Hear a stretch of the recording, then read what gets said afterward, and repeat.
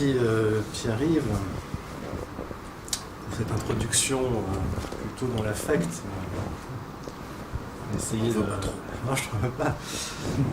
D'actualiser un peu les choses, même si c'est évidemment qu'on parle de Mattei et donc de son lien avec le cercle Aristote assez difficile. Et finalement, pour rester dans cette veine-là, je rappellerai que nous sommes finalement connus à travers lui, puisque on m'avait conseillé de t'envoyer ce premier ouvrage, Au fondement du management, et il avait été préfacé par Jean-François Mattei. Et donc, quelque part, il a fait le pont entre nous deux. Alors, quelques éléments biographiques, puisque peut-être que tout le monde ne connaît pas le personnage. La première chose à souligner, c'est qu'il ne s'agit pas du médecin, du ministre, ancien ministre, Jean-François Mattei, dont le « E » ne porte pas d'accent, alors que le nôtre, le philosophe, en porte un. On vient distinguer les deux personnages, ce qu'en 2004, l'État n'avait pas su faire en conviant le second à la place du premier pour recevoir donc la Légion d'honneur. C'était un an après la canicule. Donc, ne pas confondre les deux personnages. Le nôtre est bien philosophe, né en 1941 à Oran, est revenu en France et à Marseille, qu'il ne quittera plus, en 1962. Il est agrégé de philosophie, il est diplômé de Sciences Po Aix, docteur d'État en philosophie. Il a d'abord enseigné en lycée à Toulouse puis à Marseille, avant de devenir professeur des universités à Nice, tout en étant également enseignant à Sciences Po Aix. Et donc il s'est en allé un peu vite, un peu rapidement, un peu brutalement, en mars 2014. Donc voilà, 2 ans. On lui doit pas moins d'une trentaine d'ouvrages, écrits seul, la direction de plusieurs volumes collectifs, et surtout celle de 2 tomes, les tomes 3 et 4 de l'Encyclopédie universelle de la philosophie. Ce qui reflète d'ailleurs bien son érudition tout à fait humaniste au sens classique et renaissant du terme. Donc on est face quand même à un géant de la pensée. Alors, si le livre traite de Mattei, il faut bien lui rendre, s'il a une prétention à être fidèle à sa pensée, il faut bien rendre les choses à qui elles appartiennent et se placer quelque part sous le patronage de Némésis. Némésis qui était une déesse que Jean-François Mattei affectionnait particulièrement, puisque c'est elle qui rétablit justement l'équilibre quand il y a déséquilibre, ou la mesure quand il y a 2 mesures. Némésis vient d'un verbe grec qui s'appelle némein, qui a donné nomos, la loi, la convention. Par exemple, le nomos de la Terre chez Carl Schmitt, c'est le partage. Némein, c'est partager, c'est attribuer à chacun sa juste part. Et donc, attribuer à ce livre sa juste part, c'est dire qu'il essaye d'être une copie assez fidèle de l'original, de l'idée, dirait Platon, que fut l'œuvre de Mattei. Une œuvre entièrement basée justement sur cette notion de mesure. L'un de ses livres, peut-être les plus discrets, mais que je trouve les plus percutants, s'appelle justement Le sens de la démesure. Il a été publié en 2009. Ce dont avait horreur Mattei, c'était de l'hubris, de l'illimité, de ce qui n'est pas fini, au sens de l'indéfini, pas de l'infini, de l'indéfini, de ce qui n'a pas de contour, de ce qui donc en philosophie n'est pas conceptualisé. Si conceptualiser, c'est bien donner une forme à quelque chose. Bien, donc j'introduis déjà ici, à travers cette restitution de la copie en bas originale, le lieu d'où il faut comprendre Jean-François Mattei, c'est Platon. Sa thèse, soutenue en 1979 sous la direction de Pierre Aubinck, portée sur Platon. Elle a été publiée en 1983 sous le titre « L'étranger et le simulacre », je pense à peu près introuvable aujourd'hui. « L'étranger et le simulacre », qui est un essai sur la fondation de l'ontologie chez Platon. Alors on peut assez simplement revenir au livre 7 de la République, et donc à la fameuse allégorie de la caverne, pour comprendre ce qui a omnibulé et obsédé Jean-François Mattei, à savoir cette idée que la réalité est en quelque sorte étagée, qu'elle comporte comme une sorte d'escalier qui nous permet de passer d'un degré, d'un niveau à l'autre dans l'ordre du cosmos. Et donc l'allégorie de la caverne expose précisément ces 3 degrés de la réalité, étant entendu que pour Platon comme pour Mattei, la caverne est bien notre seul monde. Il n'y a pas un au-delà de la caverne, elle est notre condition. La caverne renvoyant aussi bien à la caverne d'Hadès, c'est-à-dire à quelque chose qui est promis pour être enterré, qu'à la caverne où nous sortons, le ventre de notre mère. Donc c'est notre lieu, nous en sortons et nous y retournons. Eh bien cette caverne qui donc voit un prisonnier enchaîné au fond, la paroi, avec un joug sur ses jambes, un joug attaché à son cou, et qui force à avoir le regard orienté vers le fond, sans pouvoir se retourner. Et bien un jour, ce prisonnier que Socrate met en scène devant Glaucon se voit, en fait il ne faut pas dire la forme active, il n'arrache pas ses joues. Il constate que ses joues en fait, se sont arrachées. Comment? On ne sait pas. Se retourne et va entamer cette longue montée vers la contemplation du soleil, qui est donc l'analogie du souverain bien, en passant par des étapes intermédiaires. Il va d'abord avoir les yeux totalement obscurcis parce qu'il est habitué à l'ombre, et vous savez, dès qu'on reçoit le soleil, on ne voit pas tout de suite clair, il faut s'y habituer progressivement. Donc il va d'abord percevoir de façon trouble des objets, puis un feu, et il va continuer encore sa route pour arriver à l'air libre et voir les idées, le monde intelligible, plutôt le lieu intelligible. Platon justement ne parle pas de monde intelligible, il parle de lieu intelligible. Et enfin le soleil, avant de retourner dans la caverne, et avant d'être moqué par les anciens prisonniers qui ne voudront rien apprendre de lui et le mettront à mort. L'allégorie de la caverne étant autre que le récit de la mort, de la mise à mort de Socrate par ses concitoyens. Et donc on voit là apparaître 3 niveaux de réalité, les ombres projetées sur la paroi de la caverne, que sont les simulacres ou les fantasmes. Fantasmes, si on s'accorde à l'étymologie grecque, simulacre à l'étymologie latine, et qui sont des copies infidèles des idées. Deuxième niveau de réalité, celui des objets, celui donc des copies et de l'imitation supérieure, dit Platon. L'imitation supérieure de quoi? Du 3e niveau de réalité, qui est justement celui intelligible, qui comprend ses formes et ses idées,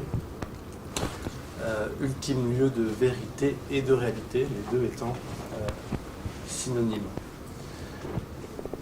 Donc on parle ici, en termes techniques, d'une ontologie scalaire, c'est-à-dire d'une conception du monde qui suppose plusieurs étages, qui naît donc chez Platon, en tout cas dans notre tradition occidentale, et qui sera largement approfondie par la tradition néoplatonicienne, notamment Plotin pour citer le plus connu.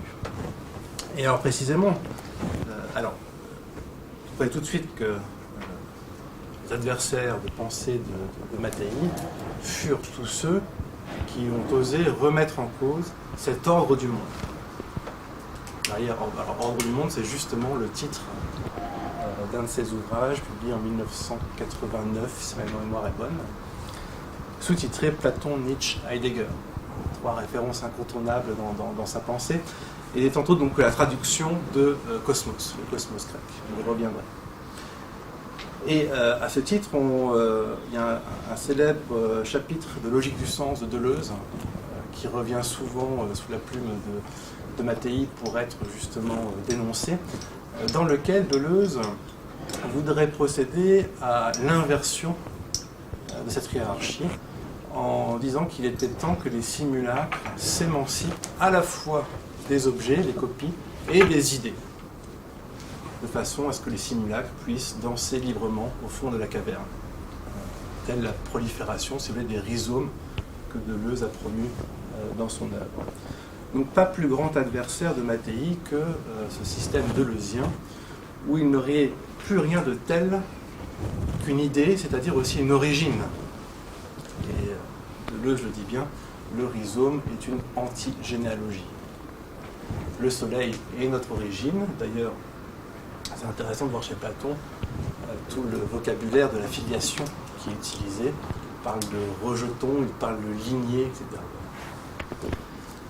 Donc vous voyez que Mattei se pose tout de suite en adversaire platonicien d'une certaine tendance de la postmodernité à vouloir se débarrasser de la réalité.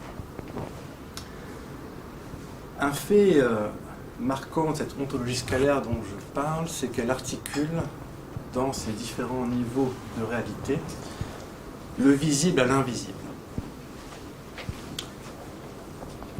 en accordant évidemment une priorité ontologique à l'invisible sur le visible.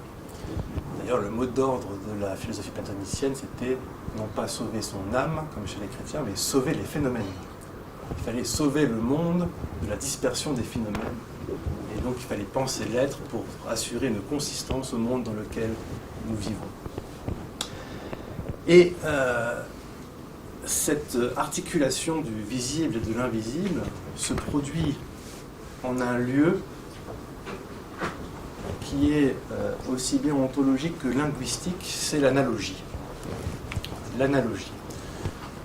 L'analogie a une très forte importance dans la pensée de Mattei. Je pense, on peut dire que c'est un fil directeur qui structure son œuvre de 1983 jusqu'à 2015. Un exemple très simple, et on y reviendra après, parler de déconstruction n'a de sens que si on a l'image de l'architecture et de l'édifice qu'on abat. Donc le mot même prend sa puissance de l'image qu'il évoque en nous. J'y reviendrai. Et donc, l'analogie, qu'est-ce que cela ?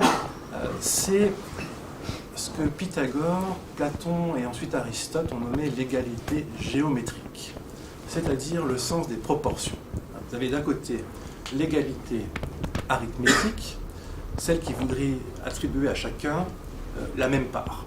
On a un gâteau, on le divise par le nombre de participants et chacun finalement a la même part. Et puis dans le modèle économique de la croissance, évidemment, il suffit d'accroître le gâteau pour combler une population de toujours plus grandissante.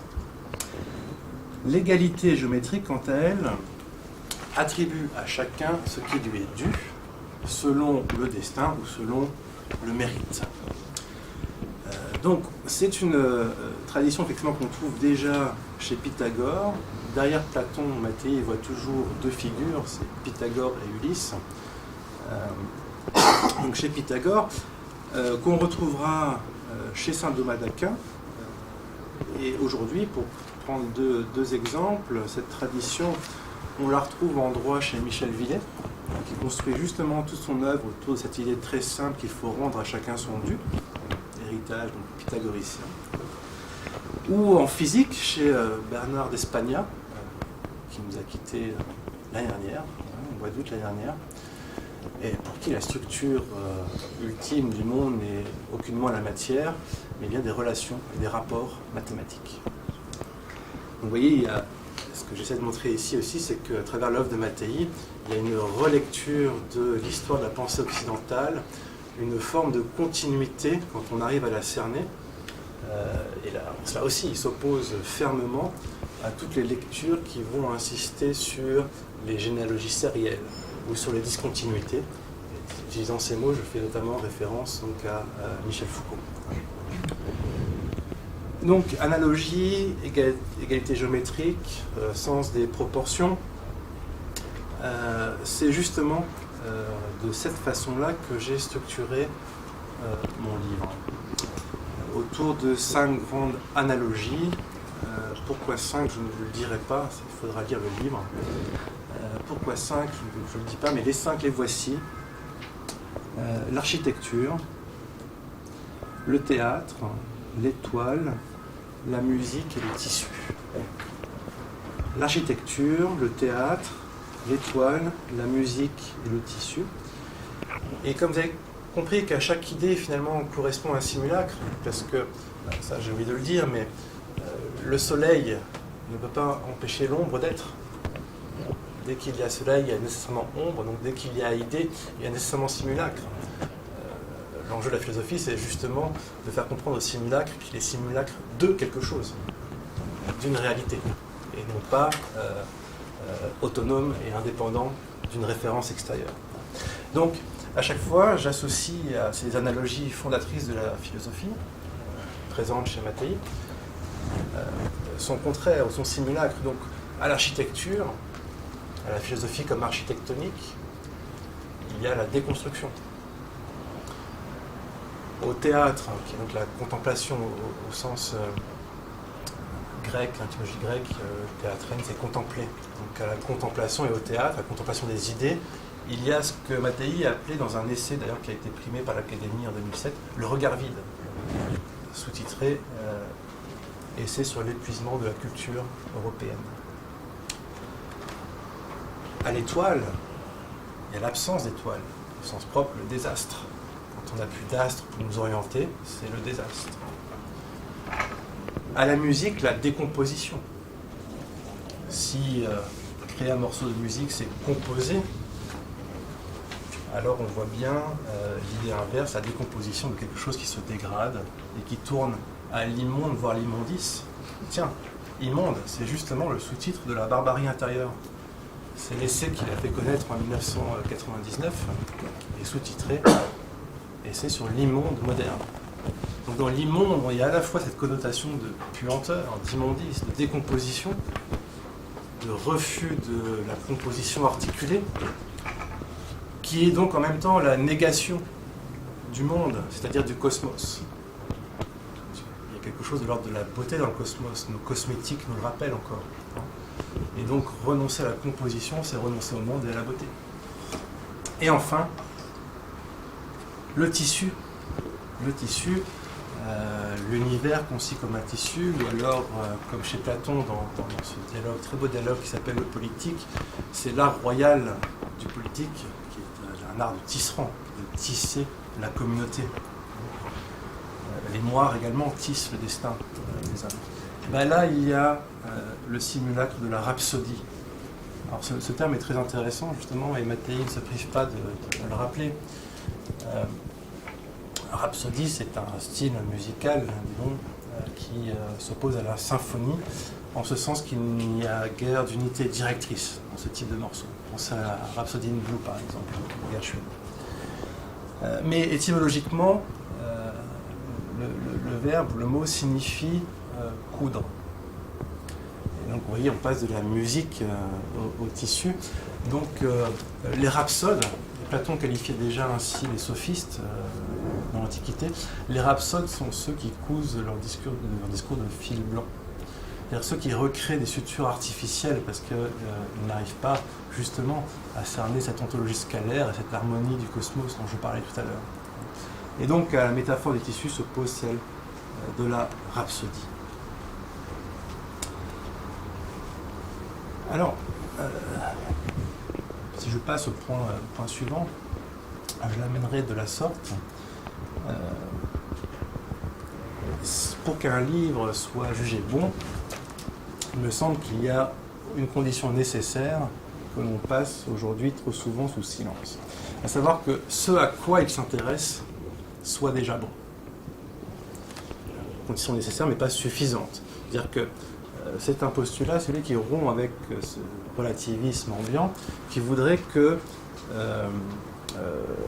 la qualité d'un livre dépende uniquement de son auteur. Donc je prétends que cela est faux et que ça dépend autant du sujet dont il traite que de l'auteur. Autrement dit, il existerait quelque chose comme un bien désirable en soi, et le bien ne serait pas seulement la fabrique d'une subjectivité. Et ça correspond bien, si vous voulez, à l'état d'esprit de la philosophie de Mattei, que je placerai sous cette expression de régime d'extériorité. Mattei est un anti-moderne en ce sens seulement, et uniquement celui-ci, qu'il considère le repli de l'individu sur lui-même comme un effondrement du monde. C'est justement ce qu'il a appelé la barbarie intérieure. Dans ce livre, il distinguait d'un côté la feritas ou la ferocitas, qui est donc la barbarie de la violence sanguinolente, celle du combat, du massacre, et la vanitas, la vanité, qui désigne une sorte d'incapacité du sujet à se cultiver et à se hisser au niveau de la civilisation. Donc la pensée de Mattei se place bien sous la bannière de l'extériorité.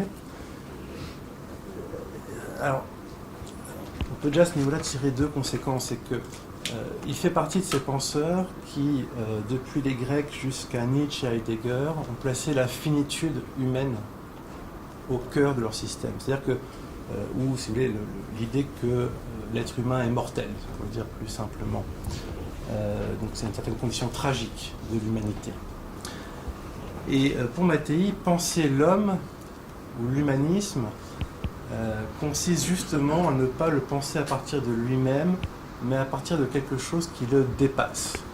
Il est extrêmement fidèle à Heidegger, il le dit très bien dans son dernier livre, paru à titre posthume, qui s'intitule L'homme dévasté, que penser l'homme à partir de l'homme est une impasse. C'est pourquoi il faut le penser à partir de l'être. La deuxième chose, c'est que s'il y a quelque chose qui nous dépasse, cela signifie qu'il y a une séparation ou un écart entre l'homme et autre chose. Mattei explique bien que Platon, quand il s'est détaché de Parménide, ce qu'on appelle le parricide de Parménide, a évacué la tautologie de la philosophie. C'est-à-dire que pour Parménide, l'être et la pensée ne font qu'un. Pour Platon, la philosophie commence justement quand un écart existe entre ce que nous pensons et le monde tel qu'il est. Et la philosophie, c'est justement ce cheminement qui va ramener la pensée vers le monde. Mais si cet écart préalable, cette distance préalable, je pense à un philosophe italien qui s'appelle Giorgio Colli, qui avait écrit un éloge de la distance. Cette distance préalable n'existe pas, cette schise, on dirait en psychanalyse, eh bien la pensée ne peut pas se déployer. Parce qu'elle colle, elle se colle à elle-même et au monde. Donc c'est une pensée d'extériorité et de l'écart, de la séparation. Et à mon sens, chez Mattei, cette extériorité se sépare dans deux directions. L'antécédence et la transcendance. L'antécédence, ce qui vient avant nous. La transcendance, savoir qu'il existe un monde. Nous venons au monde et tout cela existe déjà. Tous ceux qui nous ont précédés et le monde lui-même. Alors je vais, pour terminer cette présentation, traiter ces deux points. Donc l'antécédence. Je pense que c'est sous ce prisme-là qu'il faut penser un couple très important chez Mattei, c'est le couple civilisation-barbarie. Et ça va nous renvoyer à la question du langage.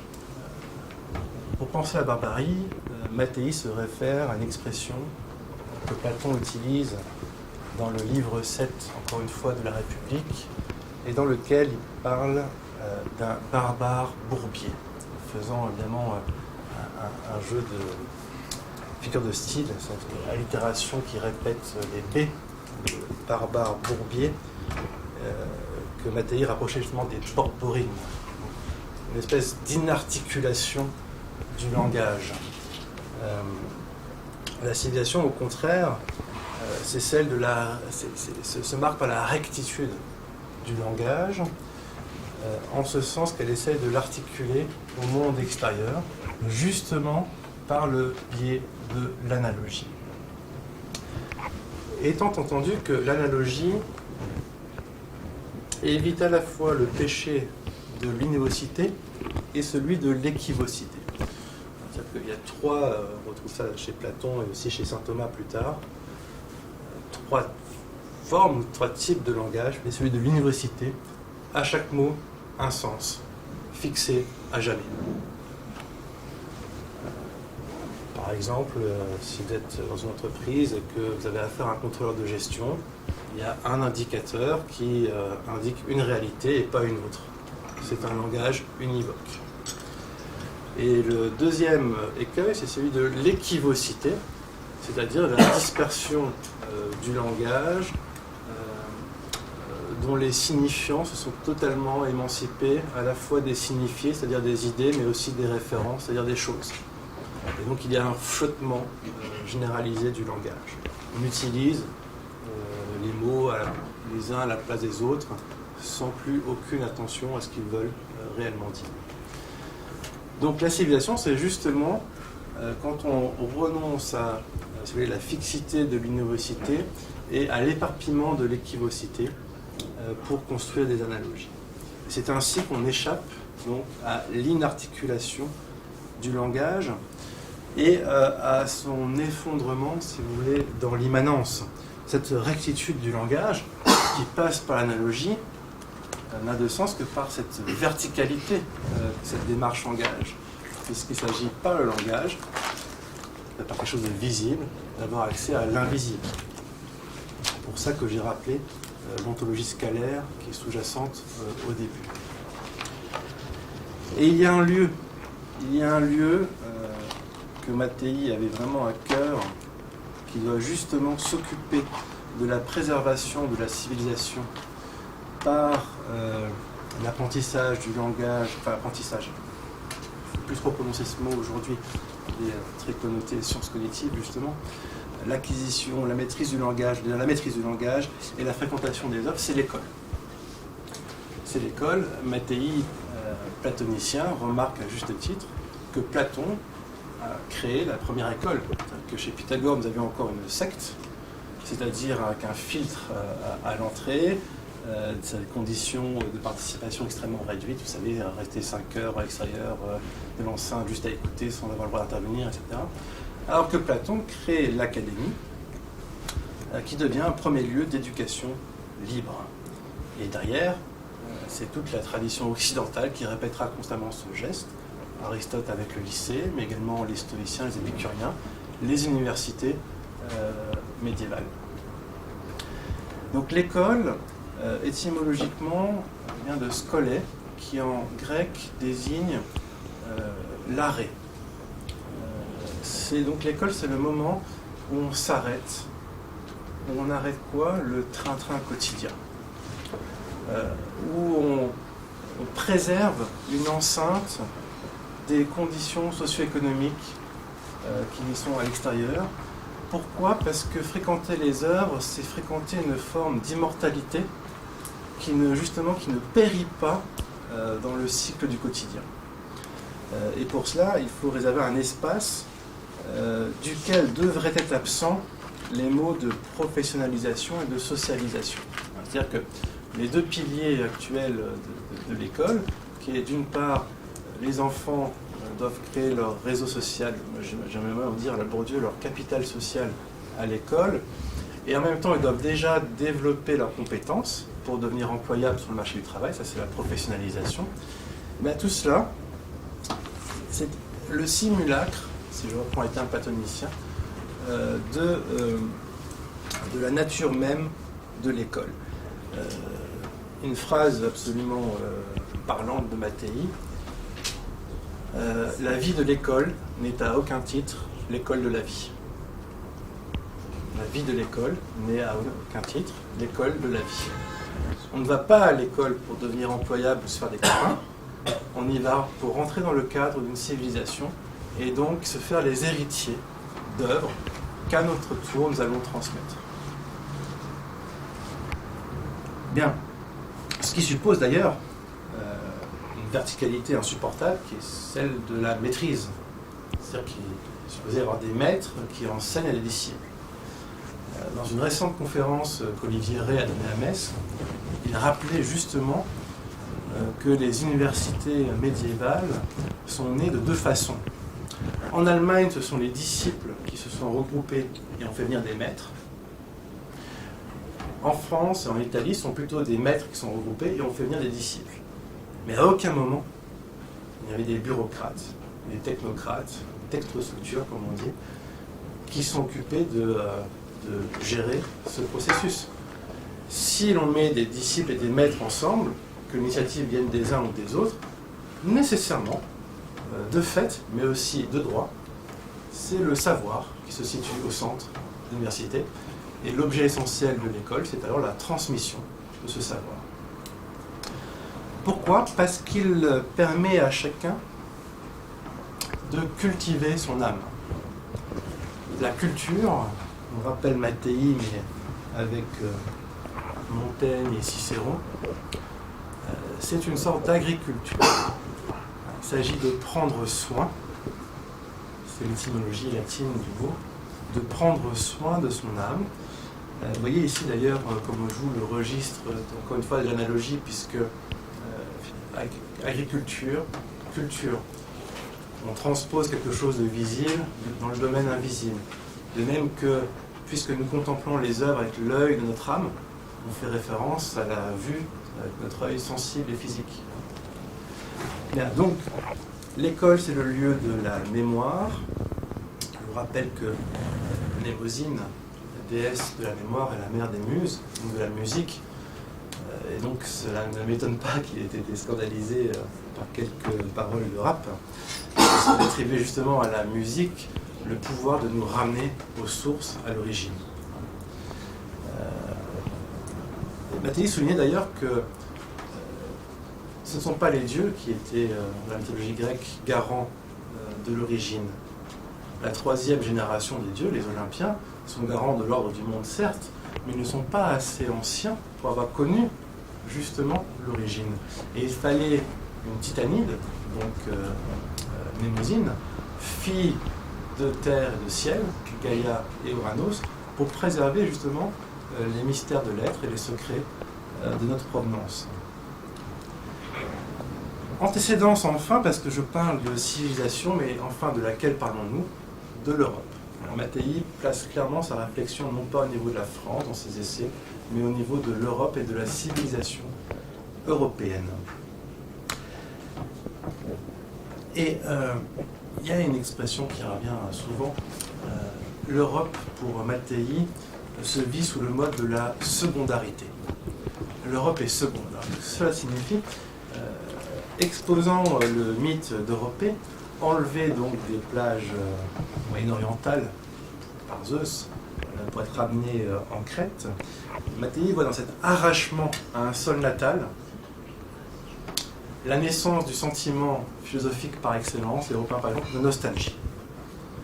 Et donc, les Grecs se sont arrachés à la barbarie, les Romains se sont arrachés à la Grèce, les chrétiens arrachés à la romanité, mais à chaque fois en transformant l'héritage reçu, de telle sorte que nous sommes toujours en Europe les seconds de quelqu'un, et de telle sorte que nous cherchons toujours à revenir à nos sources pour repenser le monde et la cité dans la période de crise. Les grandes périodes révolutionnaires, on va toujours chercher dans le passé le regard nostalgique pour refonder un nouvel ordre. Et donc, il pense l'Europe sous l'analogie de la greffe, comme une succession de greffes, s'opposant encore ici à l'idée de deuxième d'un corps sans organes. Pour qu'il puisse y avoir greffe, il doit y avoir un corps préalable sur lequel on puisse ajouter des éléments. Et ce corps-là, pour Mattei, c'est donc celui de la Grèce.